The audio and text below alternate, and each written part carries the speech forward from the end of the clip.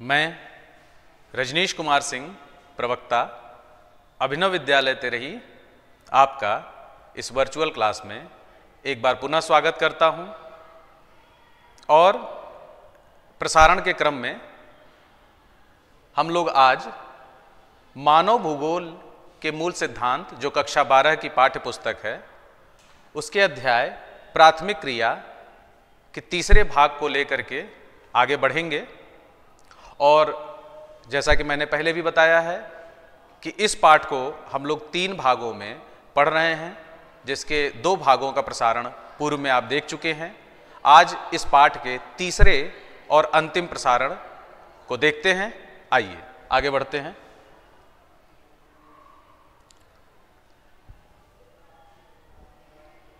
अब तक आपने पढ़ा कि कृषि क्या है और इसके कुछ 2-3 प्रकारों के बारे में, या कुछ 2-3 कृषि प्रणालियों के बारे में पढ़ा, जैसे निर्वाहक कृषि, रोपण कृषि और विस्तृत वाणिज्यिक कृषि।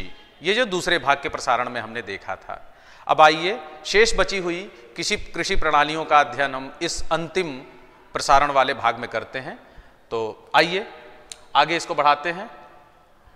इस भाग में जो शेष कृषि प्रणालियां जिनका अध्ययन हमें करना है वो हैं मिश्रित कृषि, डेयरी कृषि, भूमध्य सागरीय कृषि, बाजार के लिए सब्जी एवं उद्यान्य कृषि, सहकारी कृषि और सामूहिक कृषि।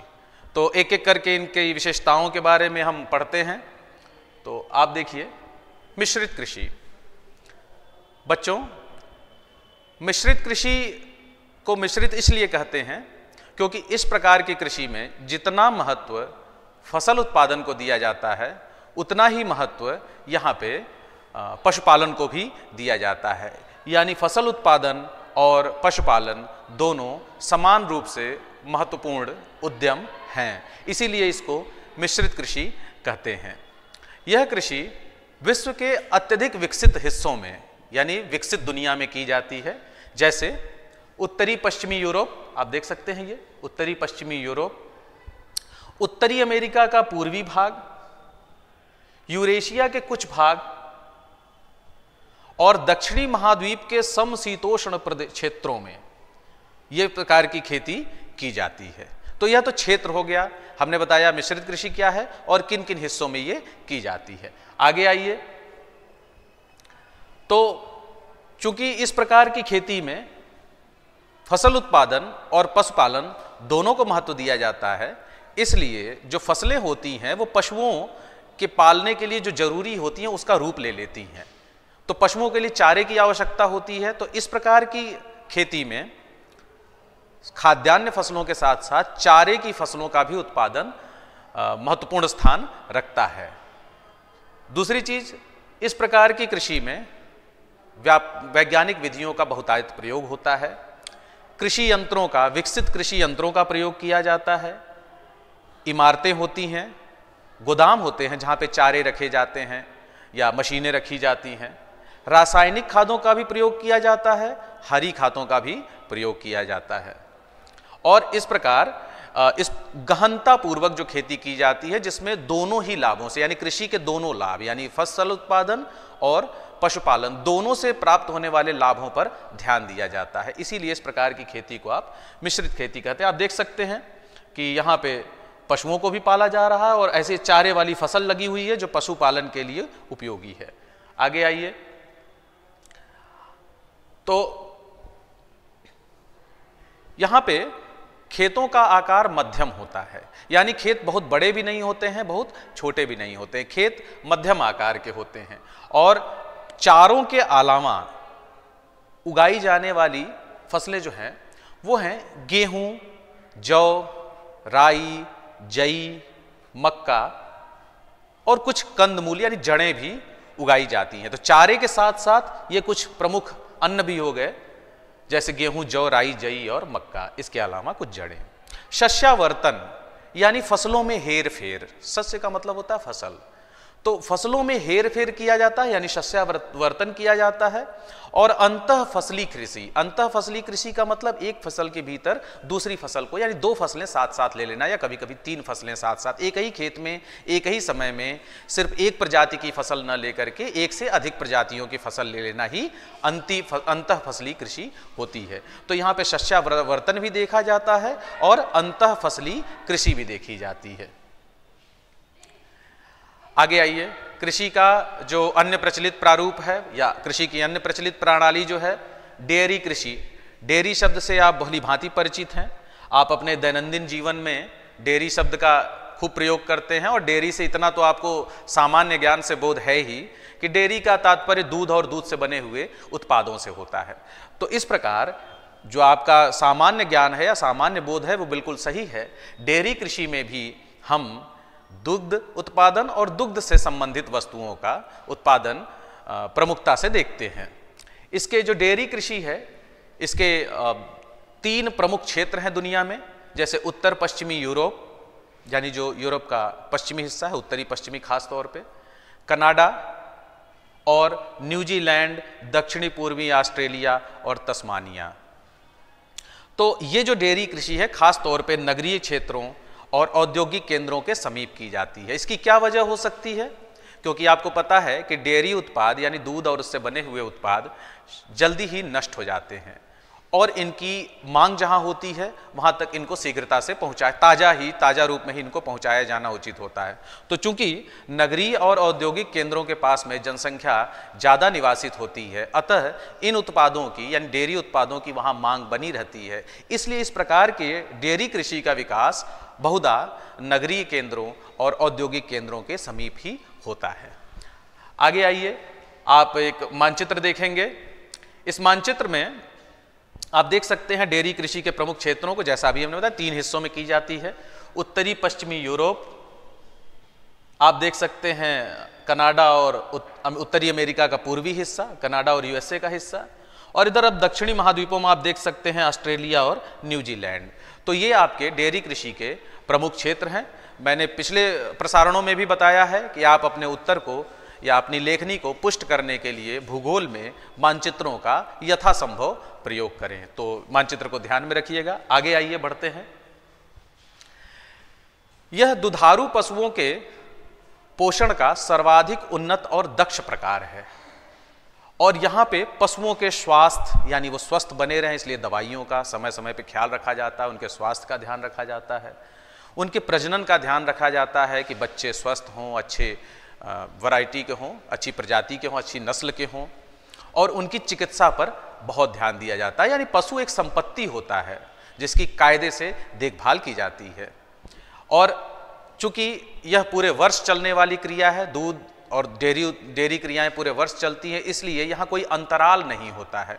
पूरे वर्ष मनुष्य को लगे रहना पड़ता है, इसलिए गहन मानवीय श्रम की भी आवश्यकता होती है। आप साधारणतः फसल उत्पादन में जानते हैं कि कुछ न कुछ अल्पकाल मिल जाता है, थोड़ा विराम का समय मिल जाता है जब किसान थोड़ा आराम कर लेता है। लेकिन डेयरी कृषि एक प्रकार की ऐसी कृषि है जिसमें विराम की बिल्कुल गुंजाइश नहीं होती है। ये पूरे वर्ष भर चलने वाली, सतत चलने वाली प्रक्रिया है, इसलिए श्रम की बहुतायत आवश्यकता होती है। आगे बढ़िए। पशुओं के बाड़े, क्योंकि उनको बाड़ों में रखना पड़ता है, उसके ऊपर शेड यानी छप्पर लगाने पड़ते हैं, घास का प्रबंध करना पड़ता है, उनके लिए चारे का प्रबंध करना पड़ता है। इसके अलावा दूध निकालने के लिए निष्कर्षण यंत्रों की आवश्यकता पड़ती है। तो ये सब काम पूंजी प्रधान है, इसमें बहुत ज़्यादा पूंजी लगती है। टिन शेड, छप्पर, चारे के बाड़े और दुग्ध निष्कर्षण यंत्रों या उनकी सफाई, तो इन सब सारी चीज़ों में बहुत अधिक पूंजी की आवश्यकता लगती है। धन का निवेश बहुत ज़्यादा होता है इस प्रकार की कृषि में। और इसमें यातायात के उन्नत साधन चाहिए होते हैं, क्योंकि आपको मालूम है कि डेयरी उत्पाद शीघ्रता से नष्ट होते हैं, इसलिए उन्नत यातायात साधनों की आवश्यकता पड़ती है ताकि इन उत्पादों को शीघ्र ही उनके खपत वाले केंद्रों तक पहुंचाया जा सके। इसके अलावा इनको ठंडा करने के लिए रेफ्रिजरेटर्स यानी प्रशीतकों की आवश्यकता पड़ती है। पाश्चराइजेशन करना पड़ता है ताकि दूध जल्दी खराब ना हो, इसलिए उनकी वैज्ञानिक पाश्चराइजेशन की सुविधा चाहिए होती है। तो इस प्रकार से रेफ्रिजरेशन, पाश्चराइजेशन, ट्रांसपोर्टेशन यानी परिवहन, प्रशीतकीकरण और पाश्चराइजेशन जैसी वैज्ञानिक सुविधाओं की भी आवश्यकता पड़ती है। आप चित्र में देख सकते हैं, दूध भी जो है वैज्ञानिक ढंग से निष्कर्षण यंत्र से निकाला जा रहा है और बाल्टी में भरा जा रहा है। तो ये एक प्रकार से पूंजी प्रधान आर्थिक क्रिया है। अब आइए कृषि के एक अगले प्रारूप की ओर बढ़ते हैं, जो है भूमध्य सागरीय कृषि। तो भूमध्य सागरीय, जैसा कि नाम से स्पष्ट है, यह कृषि खास तौर पे भूमध्य सागर और इसके तटवर्ती क्षेत्रों में की जाती है। परंतु विश्व भर में जहाँ भी भूमध्य सागरीय किस्म की जलवायु मिलती है वहाँ इस प्रकार की कृषि की जाती है। यानी शुद्ध रूप से यह जलवायु से संबद्ध, ये कृषि का एक ऐसा रूप है जो पूरी तरह से जलवायु पर निर्भर है। यानी दुनिया में जहाँ जहाँ भी भूमध्य सागरीय किस्म की जलवायु पाई जाएगी वहाँ पे भूमध्य सागरीय कृषि करने की संभावना होगी। अब भूमध्य सागरीय जलवायु क्या है, पिछले वर्ष आपने पढ़ा होगा विस्तार में। मैं यहाँ संक्षेप में बता देना चाहता हूँ कि भूमध्य सागरीय जलवायु ऐसी जलवायु होती है जहाँ वर्षा विशेष रूप से शीतकाल में होती है। तो शीतकालीन वर्षा वाले क्षेत्र हैं और समशीतोष्ण कटिबंधीय जलवायु वाले क्षेत्र, यानी उष्ण कटिबंध में नहीं मिलते हैं भूमध्य सागरीय जलवायु के क्षेत्र। तो उपोष्ण कटिबंध आप कह सकते हैं, उपोष्ण कटिबंध या शीतोष्ण कटिबंध के वे हिस्से जहाँ सर्दियों में बरसात होती है वो भूमध्य सागरीय किस्म की जलवायु वाले क्षेत्र होते हैं। तो और इसका विस्तार देख लें, खास तौर पे चूंकि भूमध्य सागर के आसपास होता है इसलिए ट्यूनीशिया से लेकर के अटलांटिक तट तक अफ्रीका वाला हिस्सा, और उत्तर में इसी भूमध्य सागर के उत्तरी तट के आसपास में आप देख सकते हैं स्पेन या पुर्तगाल से लेकर के फ्रांस, इटली और इसके जो समस्त तटवर्ती देश हैं यहाँ पे इस प्रकार की खेती की जाती है। उसी तरह से दक्षिणी कैलिफोर्निया जो संयुक्त राज्य अमेरिका में है, मध्यवर्ती चिली जो दक्षिणी अमेरिका का चिली देश का एक हिस्सा है, उसी तरह से दक्षिणी अफ्रीका का दक्षिण पश्चिमी भाग और ऑस्ट्रेलिया का दक्षिणी और दक्षिणी पश्चिमी भाग, यहाँ पे इन जगहों पे भूमध्य सागरीय किस्म की जलवायु पाई जाती है, इसलिए यहाँ पे भूमध्य सागरीय किस्म की खेती का विस्तार आप देख सकते हैं। आगे आइए नक्शे पे दिखाते हैं इसी को। ये देखिए आप भूमध्य सागर के चारों तरफ का क्षेत्र, खास तौर पे ये भूमध्य सागरीय कृषि का प्रमुख क्षेत्र है। आप संयुक्त राज्य अमेरिका में देख सकते हैं मध्यवर्ती दक्षिणी कैलिफोर्निया, चिली में आप देख सकते हैं मध्यवर्ती चिली, और अफ्रीका के दक्षिण अफ्रीका का दक्षिणी पश्चिमी हिस्सा, और उसी तरह से ऑस्ट्रेलिया का दक्षिणी और ये पश्चिमी हिस्सा जो अभी आपके मानचित्र में मिसिंग है, लेकिन दक्षिणी और दक्षिणी पश्चिमी ऑस्ट्रेलिया वाला हिस्सा है। तो मानचित्र पे आप इनको दर्शाने का भी प्रयत्न करें।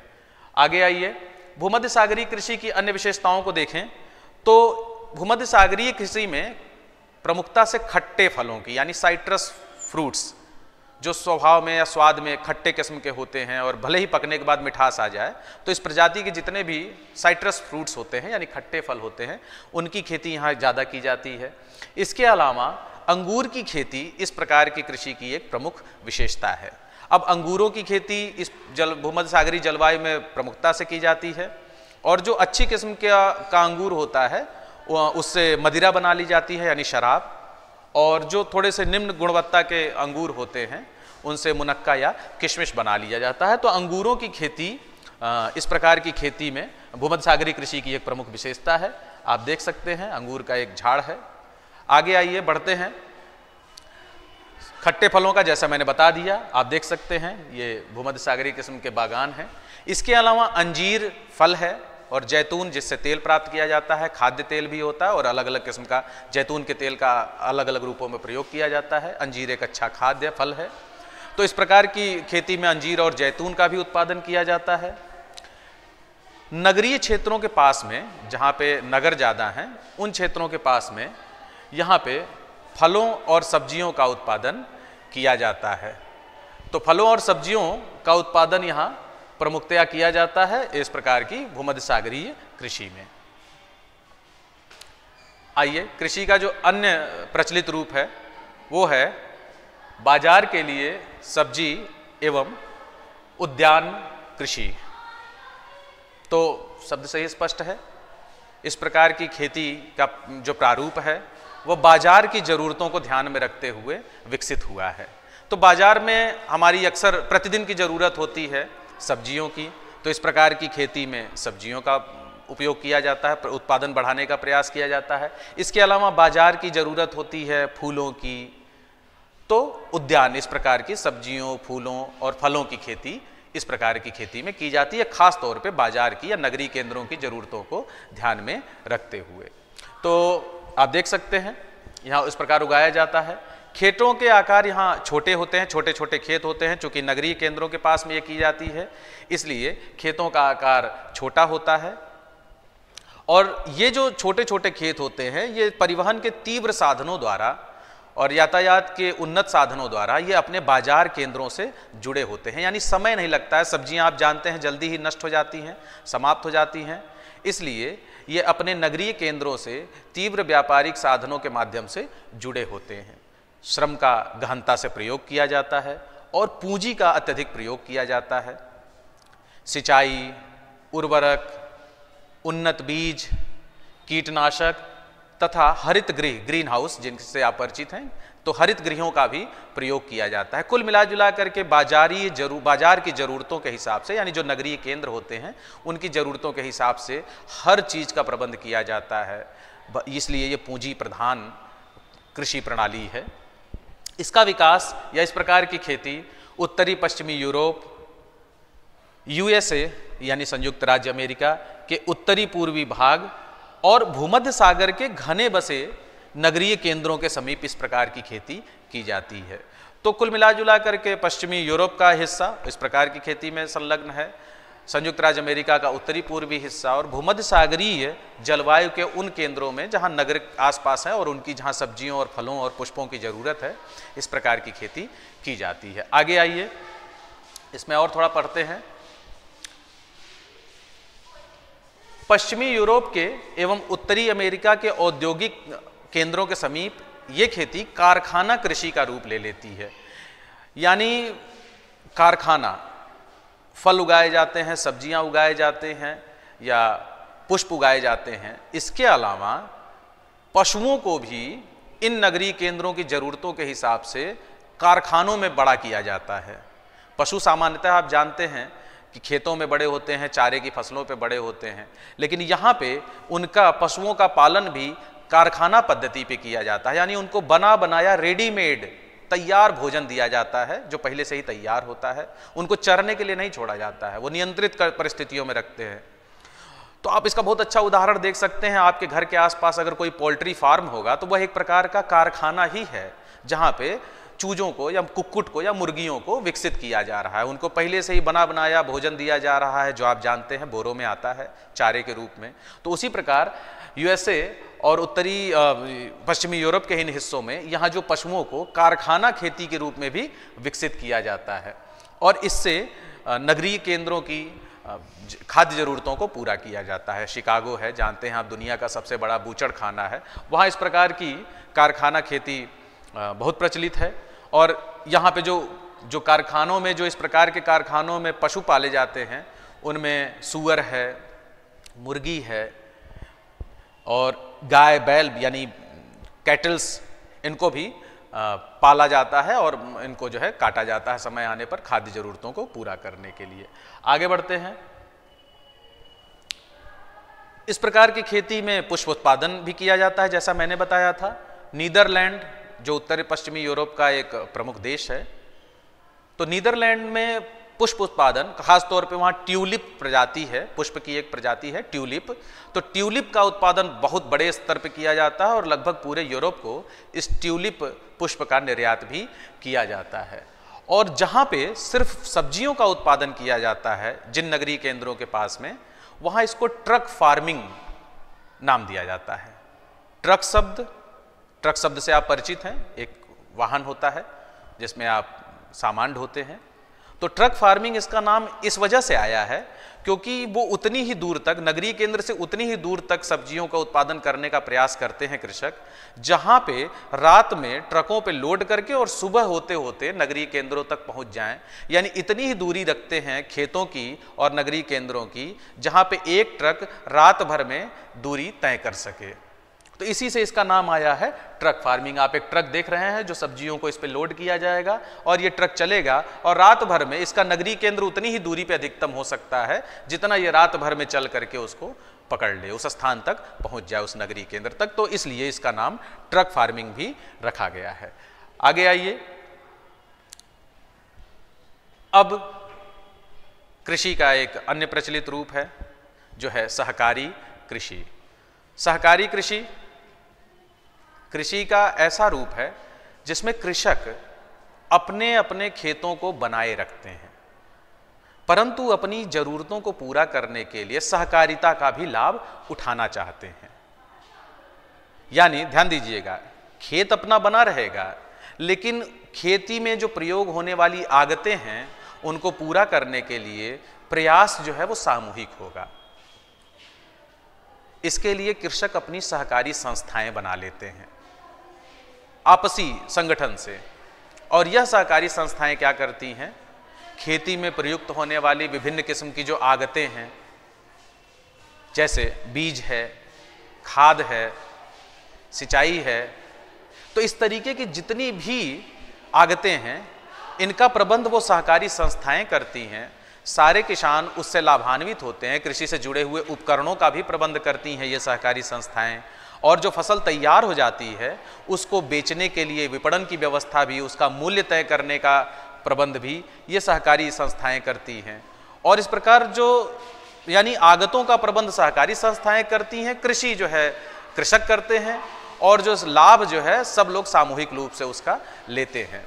तो इस प्रकार की कृषि एक आंदोलन के रूप में प्रारंभ हुई थी। जब सहकारिता आंदोलन का दौर आया था, ये नई नई संकल्पना थी, तो उस जमाने में ये सहकारी आंदोलन के रूप में विकसित हुई, और पश्चिमी यूरोप के डेनमार्क, नीदरलैंड, बेल्जियम, स्वीडन और इटली में इस प्रकार की सहकारी कृषि का विकास हुआ।